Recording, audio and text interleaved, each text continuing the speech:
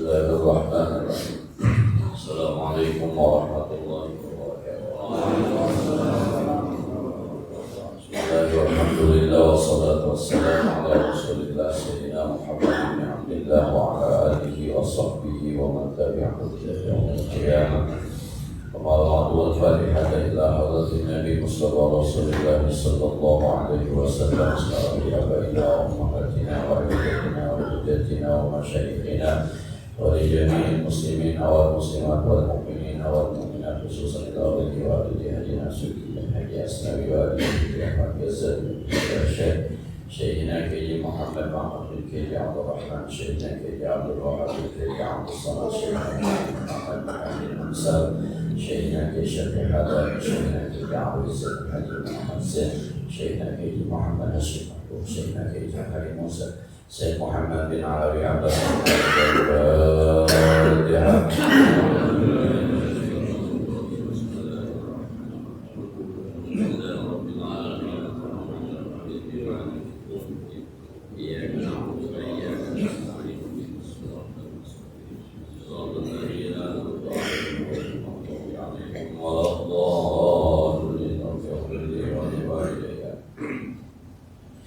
Bismillahirrahmanirrahim. Qala al-mu'allif rahimahullahu ta'ala wa la naf'a bihi wa bi'ulumihi fid dharain amin.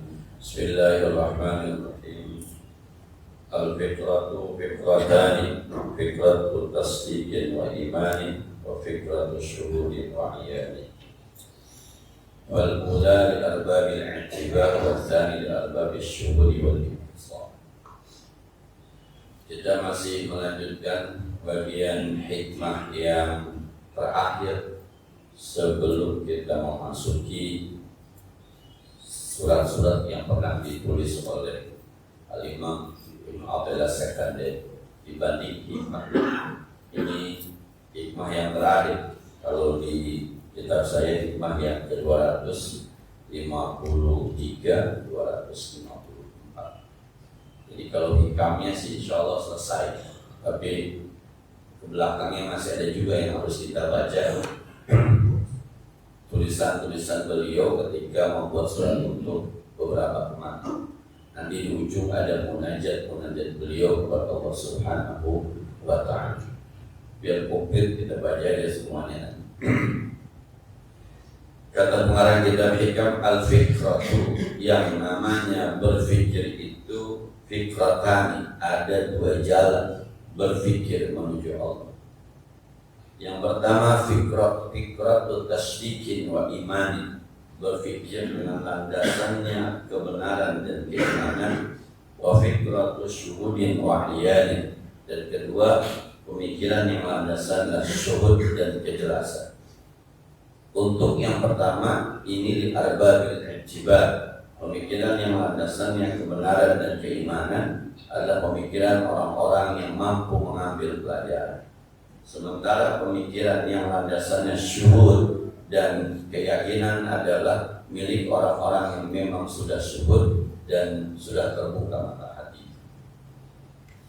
Teman-teman yang berbahagia, dulu kita pernah membahas tentang pikiran itu adalah jalannya hati di medan-medan aghyar, mayadinil aghyar. Kalau orang hidup kemudian ingin sampai kepada Allah Subhanahu wa ta'ala, maka hatinya harus punya sinar yang bersumber dari Allah. Dan hati itu akan bersinar ketika seseorang menggunakan pemikirannya. Ketika dia hidup untuk berpikir apapun yang dia lihat, apapun yang dia rasa, apapun yang dia dapatkan, maka ketika pemikirannya berjalan, pemikirannya menggunakan maka hatinya ikut bermain, hatinya ikut menjelajah. Ketika pemikirannya itu digunakan, maka ada lagi ungkapan yang lain, al-fikratu sirajul qalbi, yang namanya pemikiran itu lampunya hati. Fa idza dhahabat fala idha'ata lahu. Kalau orang tidak pernah berpikir tentang ciptaan Allah, maka hatinya tidak pernah bersinar. Dari mulai pemikiran, ketika kita berpikir, maka hati kita akan ikut. berpikir tentang penciptaan manusia, berpikir tentang hebatnya bumi Allah, hebatnya Allah ketika menciptakan bumi, berpikir hebatnya langit, berpikir hebatnya proses terjadinya hujan, bahkan berpikir tentang ketauhidan. Ketika ada teman-teman kita yang masanya menyatakan bahwa Maryam adalah Tuhan dan Isa adalah Tuhan, Allah menyatakan wa huma ya'kulani ta'am, keduanya Isa dan Maryam masih memakan makanan. Kalaulah yang masih makan makanan kemudian disuruh disetok makanannya, maka mereka akan lemes. Kurang layak rasanya kalau Tuhan lemes. Kalau kita berkhayal, mohon maaf ini bukan ingin menghina, kira-kira kalau Nabi Isa nggak makan selama 1 minggu, Maryam tidak makan selama 1 minggu, kurang layak dijadikan Tuhan. Sama kesombongan kita itu kan hanya di sepiring nasi. Yang gagah jadi presiden kalau kagak makan malah lemes. Yang gagah jadi menteri kalau kagak makan malah lemes. Yang gagah jadi orang kaya kalau nggak makan malah lemes. Sama Ustadz sombong bener, tetap aja kalau nggak dapat besek malah lemes. Dana yakulani ta'am, keduanya Isa dan Maryam masih makan makanan. Logika berpikir Al-Quran mengatakan bahwa selama Anda masih makan dan lemes, jangan ngaku Tuhan. Manusia sombong aja nggak pantas kalau masih ada lemesnya. Khawatir satu saat hambanya minta, ya Tuhan beri saya makanan. Kata Tuhan, yang boleh 3 hari juga makan dan kurang enak. Pemikiran kita ini itu akan membawa hati kita untuk, oh iya benar, hati kita. Maka hati ini harus selalu dididik dengan pemikiran. Maka ilmu itu penting. Dan ilmu penting kalau kita arahkan kepada maulid ini, pertama adalah ikra, dimulai dari baca. Apa yang dibaca, apa saja baca. Ayat-ayat kauniyah alam semesta baca. Itu matahari bisa beredar, nyangkutnya di mana itu? Bulan bisa beredar, nyangkutnya di mana itu? Langit kok nggak turun-turun, tiangnya di mana itu? Bilairi amalin tarawnaha, Allah ciptakan langit tanpa tiang yang bisa Anda lihat.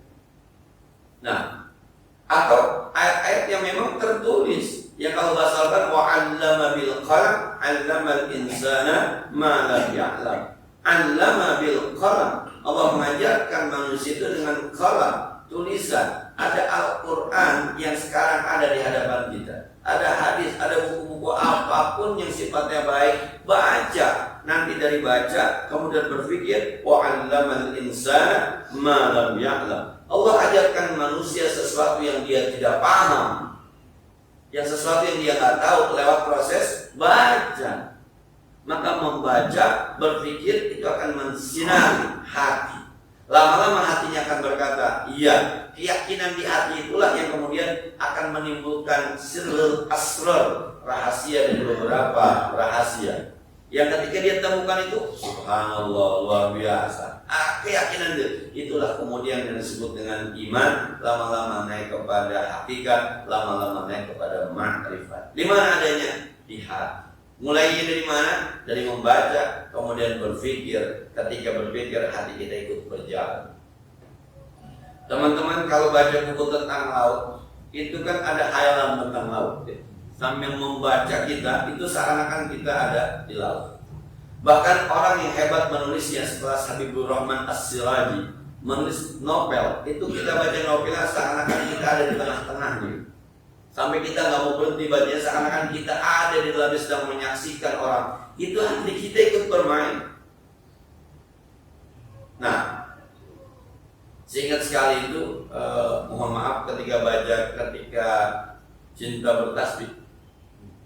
Nah, itu ada episode di mana seorang laki-laki yang disebut dengan Azam itu sakit. Ketika sakit, kemudian malamnya mimpi bertemu dengan, mohon maaf, sahabat Nabi Abdullah bin Mas'ud radhiyallahu anhu.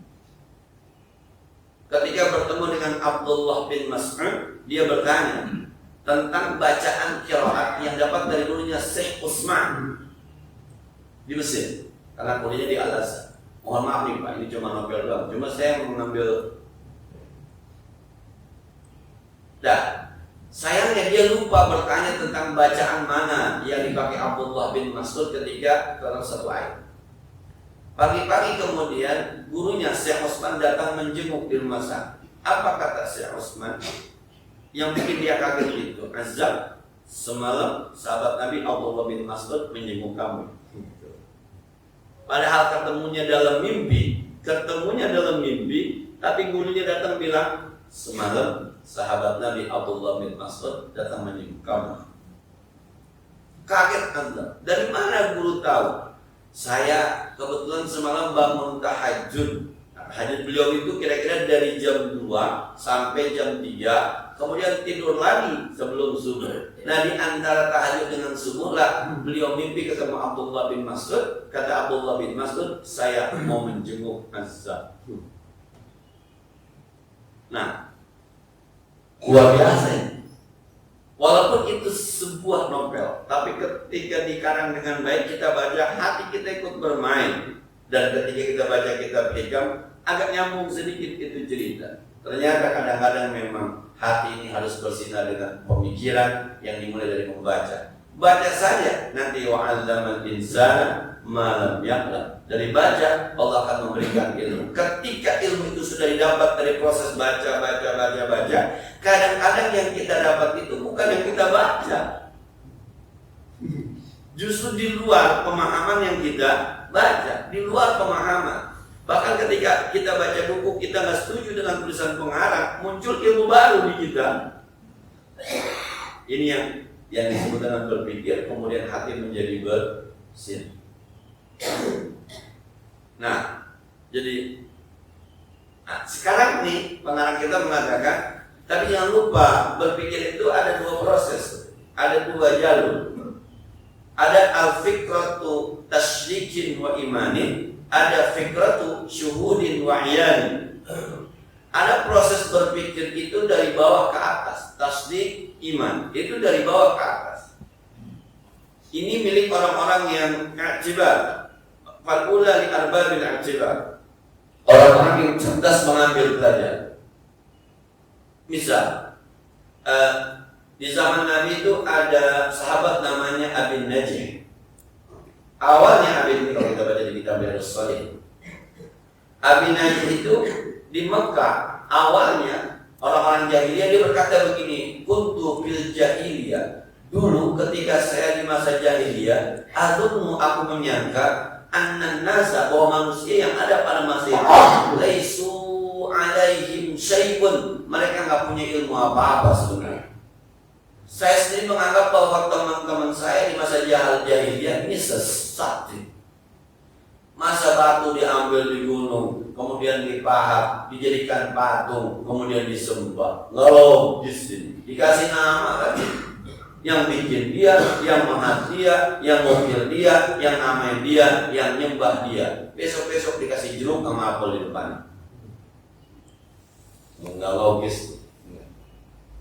Nah, akhirnya dia dengar ada Rasulullah yang namanya Muhammad. Dia datang ke rumahnya, dia tanya, man anta? Kalau di kitab tulisannya ma anta, ente siapa?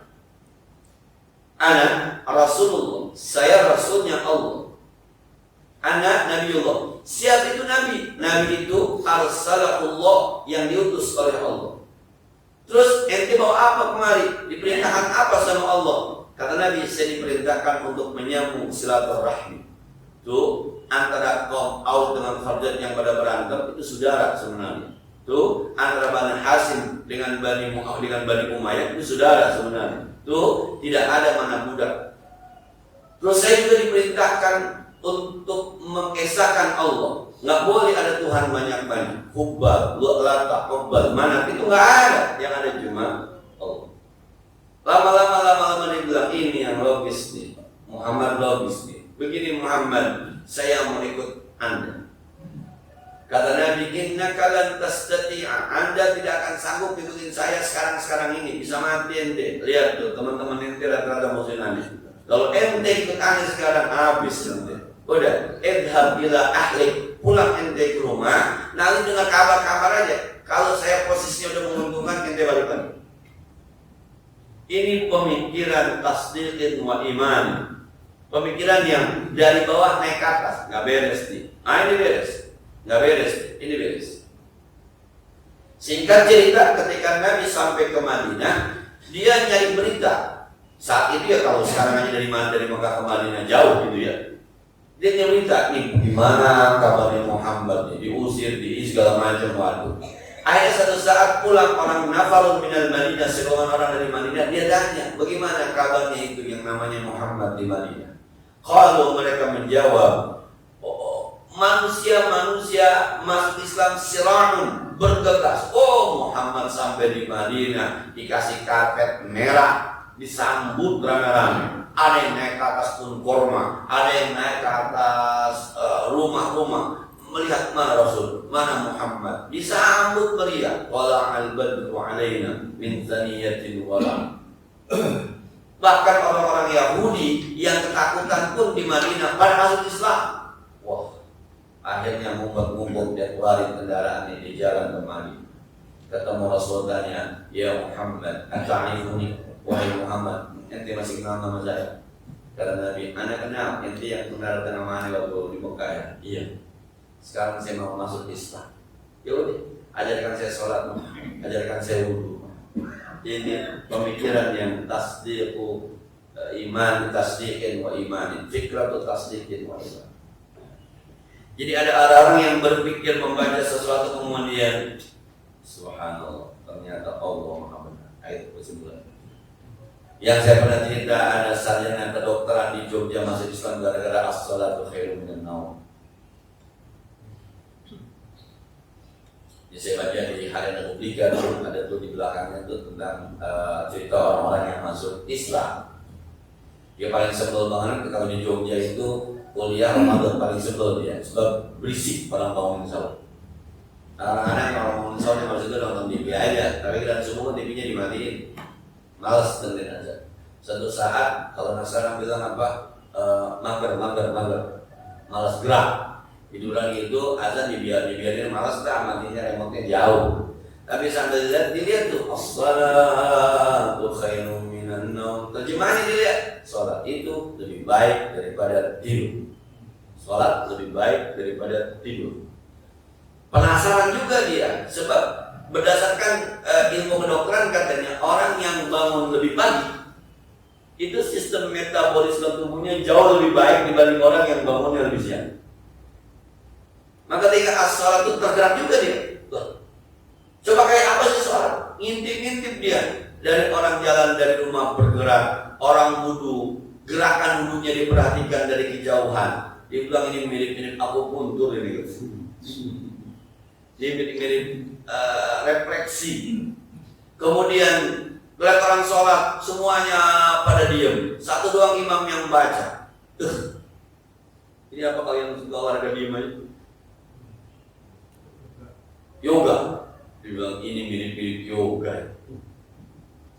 Allahu Akbar, ruku sujud berarti. Akhirnya dia tanya temannya yang kuliah, ketika sama-sama Islam dia tanya, itu yang mengucapkan as-sholatu khairum minan naum siapa dulu?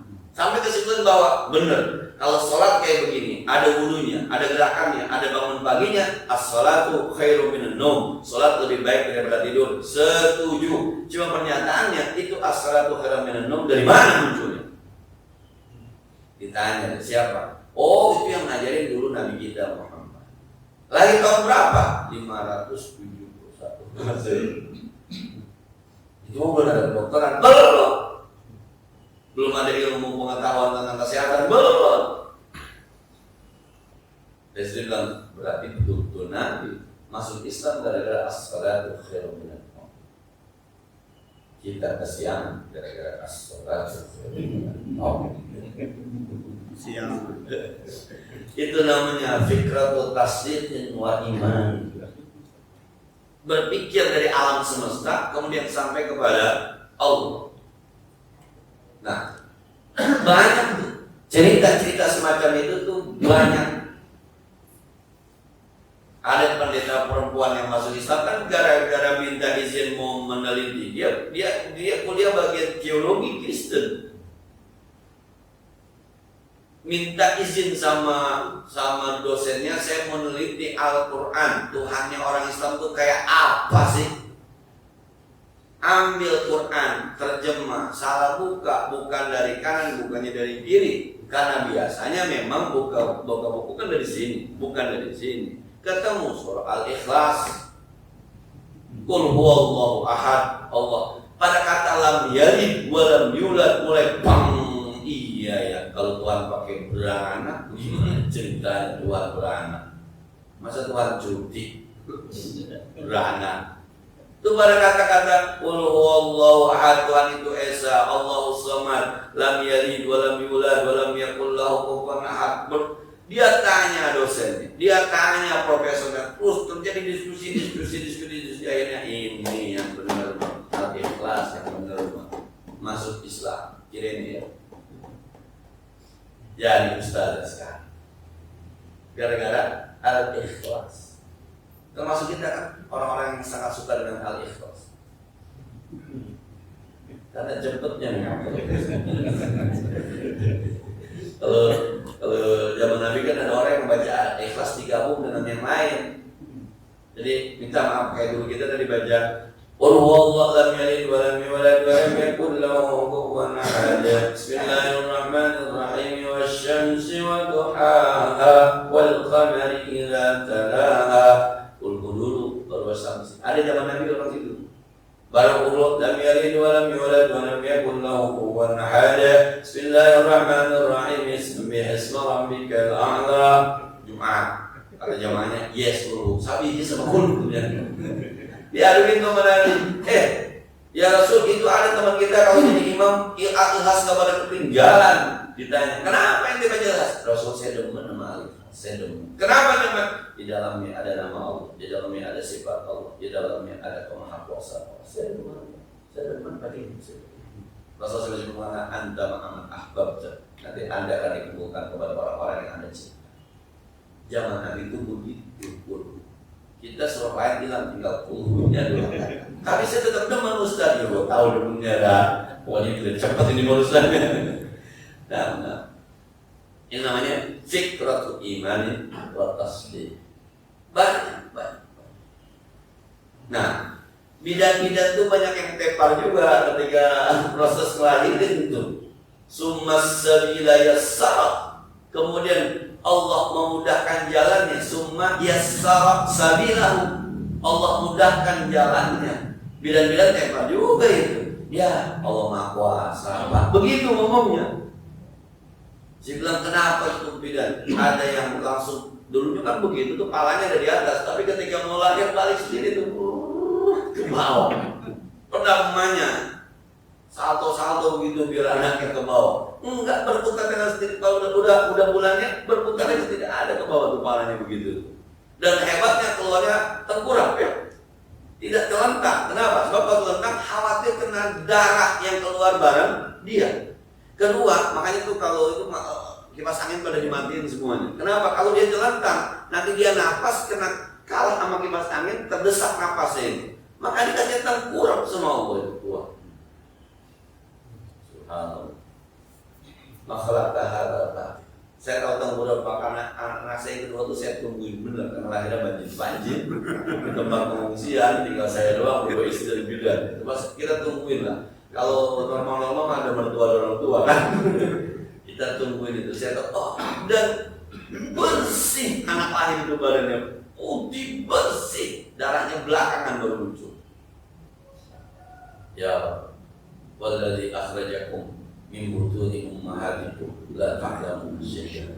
Allah lah yang mengeluarkan kamu dari perut ibu kamu. Allah yang ngeluarin. Bidan cuma ngasih apa-apa aja. Napa tekan, napa kemudian tadi udah keluar baru ditarik sama bidan. Yang ngeluarin Allah. Maka nggak sabar manusia sekarang dikeluarin aja lah, bukan dari lewat perutnya, bukan dari jalannya di perut. Sesar aja sesar. Nah, kadang-kadang ada rumah sakit, ada rumah sakit yang dikit-dikit sesar, dikit-dikit terawat, dikit-dikit sesar, dikit-dikit terawat. Ampun. Ternyata memang ada rumah sakit yang memberikan apresiasi kepada dokter yang lebih banyak memasukkan pasiennya dirawat. Mudah-mudahan omongan ini salah, mudah-mudahan. Jadi rumah sakit, sebuah rumah sakit itu kalau rapat bulanan, dokter ini bagus nih, banyak yang dirawat nih. Kalau besok ke Singapura sama keluarganya gitu. Ini dokter gimana sih, jarang banget ke lab, nggak ngirim pasiennya ke lab. Nah, saya ke dokter anak Pak di sebuah rumah sakit, saya nggak sebutkan rumah sakitnya ya. Anak saya Pak sakit, kita khawatir doang tuh. Anaknya main Pak, dimainin lagi lari-lari ya. Kata dokternya, Pak ini harus dirawat. Masya Allah dok, itu lari yang cepat harus dirawat. Gimana? Kalau saya datang anak saya udah ngap-ngap kali dokternya harus dirawat itu. Nah. Saya nggak tega ngerawatnya, bukan kagak tega apanya, orang masih lari, masih begitu suruh rawat. Ada yang begitu, tapi ya sekali lagi pemikiran itu kadang-kadang di ilmu kedokteran tukang urut aja Pak. Kalau saya kemarin ngobrol dengan dokter saraf, tumin-tuminan dokter ahli saraf datang ke rumah saya minta ngaji. Saya bilang, wah bener dari bahasanya. Dulu saya pernah datang ke rumah ke dia ketika sakit itu, dia bilang begini, Pak Ustaz mau nggak saya ambil cairan otaknya? Saya dengarnya serem banget, cairan otaknya. Waktu itu penyakit nggak ketahuan penyakit apa. Di belakang sini, dia bilang di belakang sini diambil. Nanti ketahuan pada Pak Ustaz ini sakit apa lagi? Dia dokter saraf. Saya nggak berani saat itu karena saya takut bahasanya cairan otak, wah bisa bego urusan. Ini di barang saya nih. Nah, kemarin baru ngobrol panjang. Jadi Pak Ustaz, Allah tuh maha kuasa luar biasa. Bahasa dokter, Allah tuh maha kuasa luar biasa. Jadi di kepala kita tuh ada cairan otak yang dibungkus dengan itu nggak bisa diambil. Salah satu pintu yang bisa itu cairan itu ada di belakang sini, di pundak ini. Itu pun Pak Ustaz begini bentuknya. Kalau Pak Ustaz menunduk, dia akan terbuka tulangnya, maka terbuka telah di sini untuk diambil. Tapi kalau Pak Ustaz berdiri, dia tutup rapat. Maka diambil sedikit. Dia itu sehari ada 150 cc. Kita ambil 2 cc, tapi 150 bergantian sehari 3 kali. Jadi 3 kali 150. Jadi otak kita cairan ini berganti 150 kali 3 kali. Yang diambil cuma 2 cc. Nggak ngaruh dia. Kalau saat itu Pak Ustaz mau selesai itu ketahuan. Kalau saya udah duga kuat, Pak Ustaz itu serem. Ya serem lah. Saya belum pernah tahu apa itu cairan otak. Udah gitu diambil, paling-paling Pak Ustaz tiduran 1 hari di rumah sakit, udah bangun, cuma jangan langsung bangun nanti puyeng banget. Kan mungkin ngeri gitu. Tapi yang saya menarik itu ada pintu yang diberikan oleh Allah, ada pintu yang diberikan, satu-satunya pintu yang diberikan oleh Allah itu di tulang ini dia bilang. Jadi kalau Pak Ustaz menunduk dia akan terbuka, tapi kalau Pak Ustaz berdiri dia akan tertutup. Subhanallah. Tapi yang saya suka yang terakhir itu ya. Jadi penelitian terakhir dari para ilmu saraf itu bahwa yang namanya sehat itu mayoritas ditentukan oleh pikiran dan hati. Jadi selama kita hidup happy aja, kemungkinan kita sehat lebih mantap. Jangan banyak pikiran Ustaz, di bawah happy aja.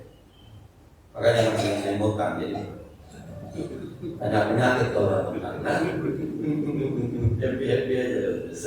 Jadi dokter ilmu saraf sama dia namanya kesurupan, ada kesurupan, kesetanan itu ada ilmunya, bukan yang namanya hipnotis itu ada ilmunya. Jadi hipnotis itu Ustaz, kita tuh punya gelombang otak. Ketika misalnya Buya nanya ke kita, maukah kamu saya hipnotis? Kita bilang mau, maka gelombang otak kita lebih rendah daripada gelombang otak dia. Karena gelombang kita lebih rendah, maka frekuensi dia bisa masuk ke frekuensi kita. Ketika kita bilang iya. Tapi ketika Pak Ustaz kata, saya nggak mau, silahkan paksa saya kalau Anda mau. Nggak bisa dia. Sebab gelombang otak kita lebih tinggi daripada gelombang otak dia. Wah, ada ilmunya ternyata tentang uya-uya. Maka ditanya dulu, mau di hipnotis? Mau. Ketika mau gelombangnya jadi ke AM, dia FM. Ketika kita nggak mau, maka FM dengan FM bisa. Ini dia bisa induksi ke kita nih, gelombang otak. Itu bisa-bisa, siapa juga bisa. Maka penjelasan yang hebat itu, yang bisa Ustaz Abdul Somad. Kita mendengar namanya Ustaz Abdul Somad, gelombang kita udah turun. Mendengar kata, ada Ustaz Abdul Somad itu ketika kita pengen dengar, kita pengen nonton, itu gelombang kita udah turun. Maka apapun yang dia sampaikan kita ngamuk aja. Iya. Nah, orang susah tuh gelombangnya sering turun. Ada dengar orang kaya, gitu, pejabat gitu. Ustaz juga gelombangnya suka turun gitu. fikratu tasdiqin wa iman. Yang kedua, fikratu syuhudin wa iyan. Yang kedua itu pemikiran ahli syuhud. Pemikiran ahli syuhud itu bukan dari bawah ke atas, justru dari atas ke bawah. Jadi orang bilang nggak ada yang bisa nyiptain laut, pasti Allah. Tapi orang Muslim kan begitu, karena Allah maka adanya laut. Karena Allah lah maka ada gunung. Kalau nggak ada Allah, nggak ada gunung. Ini ahli syuhud. Jadi pemikirannya dari atas ke bawah. Ini kalau dalam bahasa ini pemikiran ada induksi, ada deduksi gitu ya. Ada melebar kemudian merucut, ada merucut kemudian melebar. Kalau kita baca bahasa ada induksi, ada deduksi, nggak paham sejujurnya lah. Pokoknya kalau ahli syuhud itu tidak dimulai dari alam, tidak dimulai dari baca, tidak, tapi dimulai dari Allah, langsung ke Allah. Jadi dia melihat laut itu, ya Allah. Melihat gunung itu, Allah. Melihat proses kelahiran, ya Allah. Melihat, udah sampai ke sana. Maka hatinya bermain bukan pada wilayah agyar, bukan fi mayadinil agyar, tapi fi mayadinil anwar. Bukan bermain pada alam semesta, tapi bermain pada cahaya, pada tingkatan cahaya mana dia bermain. Jadi ketika dia berpikir itu hatinya tidak pada lintasan dunia, tapi bukan pada lintasan alam semesta, tapi sudah pada lintasan cahaya dari Allah Subhanahu wa Ta'ala. Maka dia kalau melihat orang manusia itu, dia mau kaya, dia mau miskin, dia mau pejabat, dia mau rakyat, dia mau ustaz, semuanya sama Allah. Tapi kalau kita melihat dari yang miskin, yang kaya, kemudian dia berpikir, oh, dua-duanya ciptaan Allah. Ada pejabat, ada rakyat, kita berpikir, oh, dua-duanya ciptaan Allah. Ada ustaz, ada orang awam, kita berpikir, dua-duanya. Jadi ini dulu kita pikirkan, kemudian, nah, pantas ya, tidak semua orang jadi ustaz ya. Coba kalau Ustaz Nurul Iman semuanya ustaz. Oh, dan ngaji. Oh, Ustaz mulai caret, udah jadi ustaz semua. Ustaz Mudeli berhentiin, udah jadi ustaz semua. Ustaz Sukran, udah berhentiin aja, udah jadi ustaz semua. Maka ada yang jadi ustaz, ada yang orang awam dalam tanda petik. Akhirnya muncul tuh pengajian, muncul tuh silaturahmi, muncul tuh kajian, muncul tuh salaman, muncul tuh saling mengenal. Oh, diatur begitu hebatnya. Dari pemikiran semacam itu kita berkata, subhanallah. Dari sini ke sana. Itu yang pertama. Tapi yang kedua begitu. Kalau Allah tidak berkehendak, nggak ada pengajian Nurul, nggak ada manusia, nggak ada masjid Nurul, karena Allah yang berkehendak. Nah, jadi ada orang-orang yang sudah tidak peduli berhadapan dengan orang kaya kah, dengan orang susah kah, dengan pejabat kah, dengan rakyat, udah nggak peduli. Semuanya makhluk Allah nggak ada takut. Nah, kalau mati, kalau Allah tidak mewafatkan saya, ya nggak bakal mati. Ditusuk sekalian, dibelah sekalian. Kalau kata Allah nggak mati, kata mana? Kalau kata Allah mati, dia dicubit, mati juga. Dia begitu tuh tadi. Nah,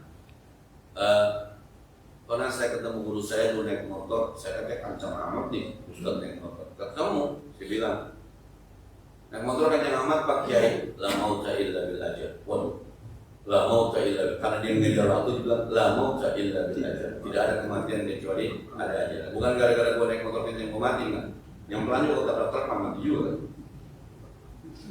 Dari sana kemarin. Nggak takut nih. Lu mah kerja kan makan dari mana lu?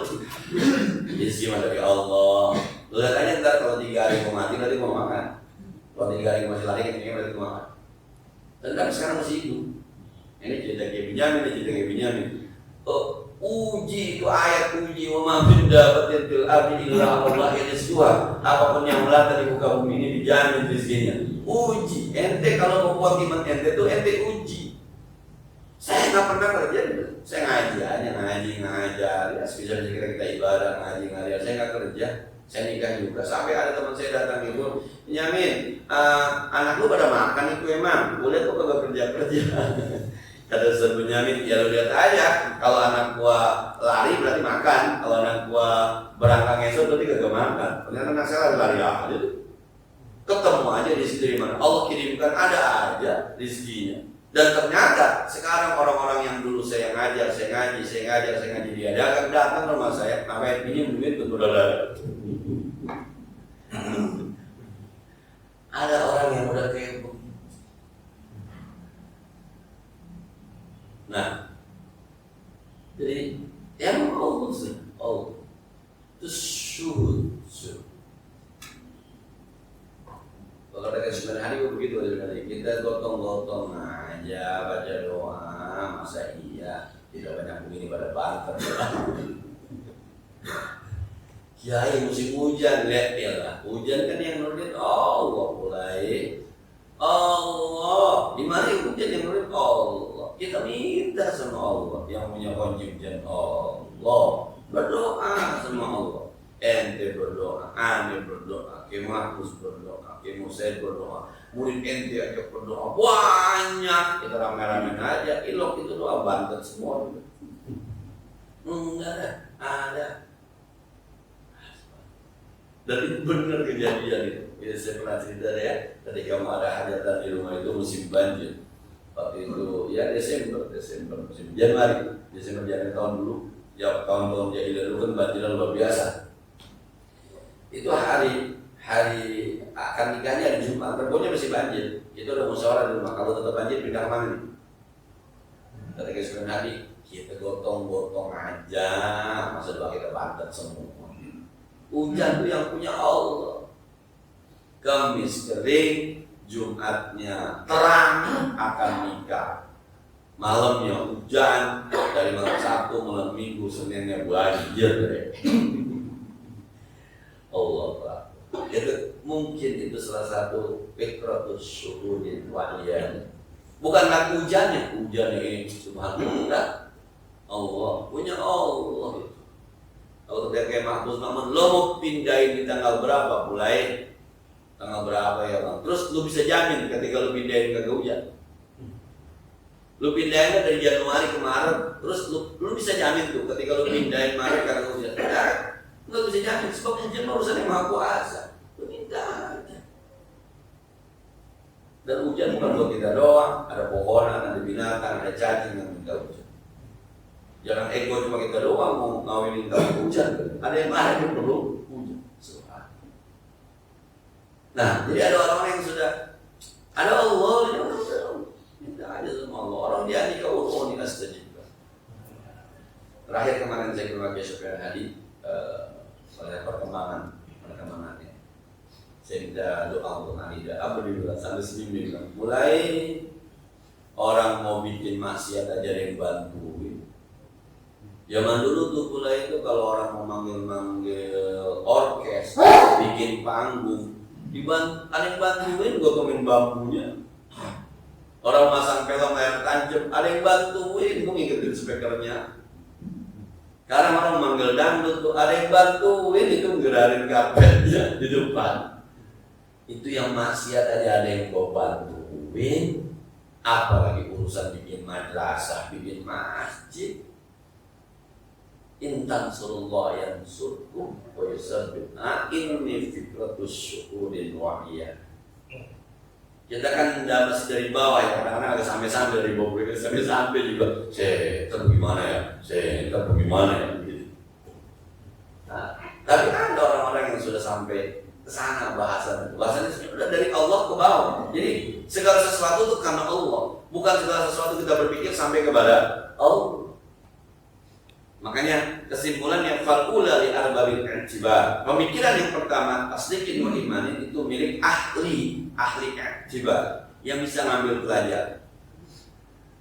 Nah, berumah tangga, kalau merasa nikmat, ternyata pantas kita disuruh nikah, Jadi nikah dulu baru mempercayai. Tapi ada orang-orang enggak, pokoknya kalau dari Allah menjasa tapi udah bagus aja kalau dari Allah. Pasti bagus. Yang kedua, wasaniyatu fi arbabis syuhudi wal ibtisam. Orang-orang yang sudah sampai syuhud dan sudah bicara dengan mata hatinya, bukan lagi soal pemikiran, soalnya dan sudah batinnya. Bedanya kita, saya dan kita semua barangkali yang masih berpikir tentang dari tasdiqin wa imanin, itu bermain di mayadinil aghyar, masih bermain pada ciptaan Allah, memahami ciptaan Allah, tadabbur dengan ciptaan Allah sampai pada kesimpulan, ya Allah, Engkau Maha Kuasa, Engkau Maha segala-galanya. Tapi orang-orang yang Allah berikan kelebihan itu sudah mayadinil anwar, bermain pada level cahaya-cahaya Allah. Nah, dari cahaya turun ke bumi, maka adanya gunung karena Allah, bukan gunung ciptaan Allah, Maha segala-galanya. Bukan begitu pemikirannya. Gara-gara Allah maka ada gunung, gara-gara Allah maka ada laut. Itu syuhud wal istifsar. Saya kira ini mudah-mudahan ada manfaatnya.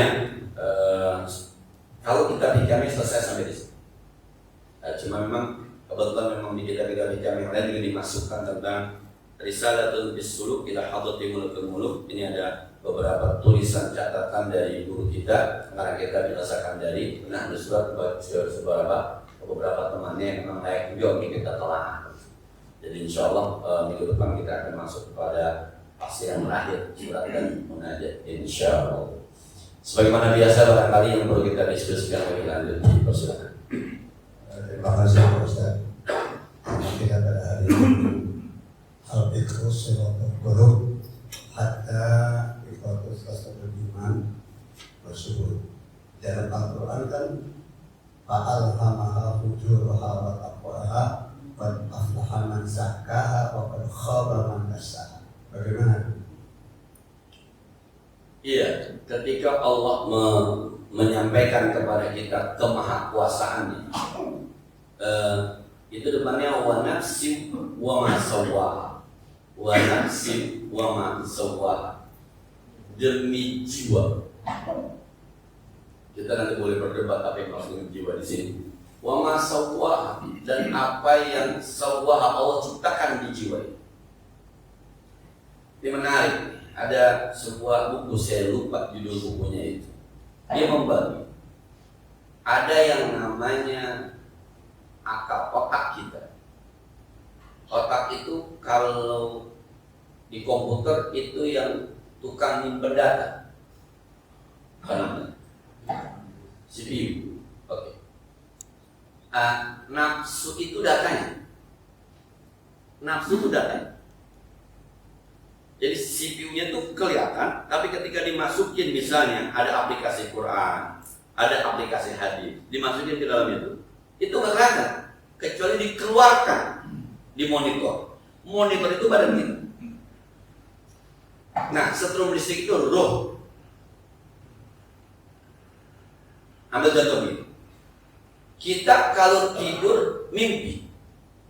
Tuh kalau tidur kita mimpi, komputernya on, tapi monitornya off. Dan on komputernya, jadi CPU-nya hidup, monitornya mati, setrumnya ada. Nanti ketika kita bangun, bisa nggak kita cerita tentang mimpi kita? Oh bisa. Kadang-kadang mimpinya 10 menit, kita jadi 2 jam nggak bisa. Wa nafsi wa ma sawwa. Maka tujuannya fa'alhama fujurah, maka Allah ilhamkan keburukan di dalam jiwa itu. Maka di CPU kita kadang-kadang tersimpan aplikasi apa saja. Ada yang bagus, ada yang buruk. Nah, pernah nggak nyimpen yang bagus-bagus? Pernah. Pernah nggak nyimpen yang agak beres? Pernah. Lagu dangdut masuk? Masuk. Salawat masuk? Masuk. Bisa Sabiat masuk? Masuk. Terus Korea masuk? Masuk. Semua itu dimasukin. Bukan akhlak. Nah, fa'alhamaha fujuraha wa taqwaha. Fujuraha wa taqwaha. Coba yang menarik di Quran disebut fujur dulu baru takwa. Fujur dulu baru takwa. Kalau teman-teman tuh di samping tuh, kalau komputer bisa dibelah dua. Di samping ada orang lagi nyanyi yang teman-teman demen, dangdut misalnya, yang nyanyi perempuan misalnya. Di samping ada qori'ah lagi baca Quran. Mana yang digedein? Sama-sama demen, Quran kita demen. Demen karena berdasarkan doktrin agama. Yang ini nih, kalau zaman-zaman kita yang udah tua-tua, Epitamala lagi nyanyi. Nah, ini yang mana yang kita dengarkan? Fa'alhamaha fujuraha. Maka kemungkinan kita memang jelek pun. Tapi lempengan bagus yang Allah dulu sebut. Fa'alhamaha fujuraha wa taqwaha. Tapi coba, qad aflaha man zakkaha wa qad khaba man dassaha. Padahal yang pertama disebut adalah yang buruk. Fa'alhamaha fujuraha wa taqwaha. Tapi disuruh bersihin qad aflaha zakkaha. Beruntunglah orang yang membersihkan jiwanya. Itu buang itu. Software yang kagak beres buang itu. Aplikasi-aplikasi kagak beres buang itu. Qad aflaha man zakkaha wa qad khaba man dassaha. Maka rugi orang-orang yang mengeteli jiwanya. Isinya itu mulu itu komputer. Enggak dangdut pop, enggak pop. Anuan ituan. Nah, kira-kira gitu pemahaman itu.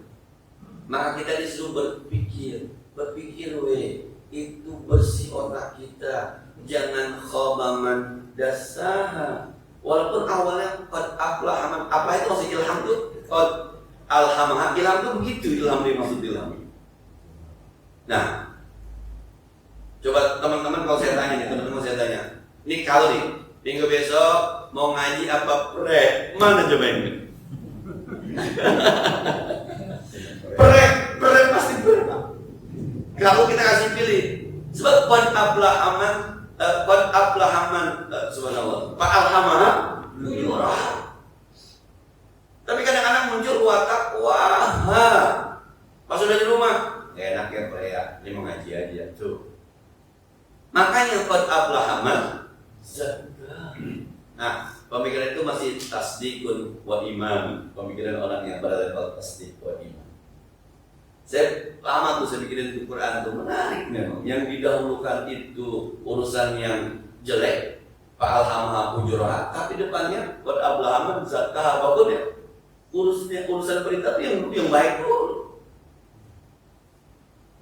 Nah, Mas Yasin tuh kalau ngaji palak saya tuh disebut cuma dua, tapi ujungnya wa kullun bi falaki yasbah. Padahal wasyamsu wal qamar, wasyamsu tajri, matahari beredar, wal qamar qadarna, bulan kami tetapkan. Ini kan cuma dua. Harusnya ayatnya kilahuma, keduanya. Tapi enggak, karena wa kullun dan semuanya. Berarti bukan dua nih. Diteliti itu ternyata di alam semesta ada 1.500 miliar galaksi. Setiap satu galaksi ada 400 miliar bintang. Subhanallah. Nah itu ketika bilang subhanallah belajar itu tasdiqun wa iman. Nah, gitu ya. Dan mudah-mudahan bermanfaat ya. Al-Fatihah. Bismillahirrahmanirrahim. Alhamdulillahirabbil alamin. Arrahmanir rahim. Maliki yaumiddin. Iyyaka na'budu wa iyyaka nasta'in. Ihdinas siratal mustaqim.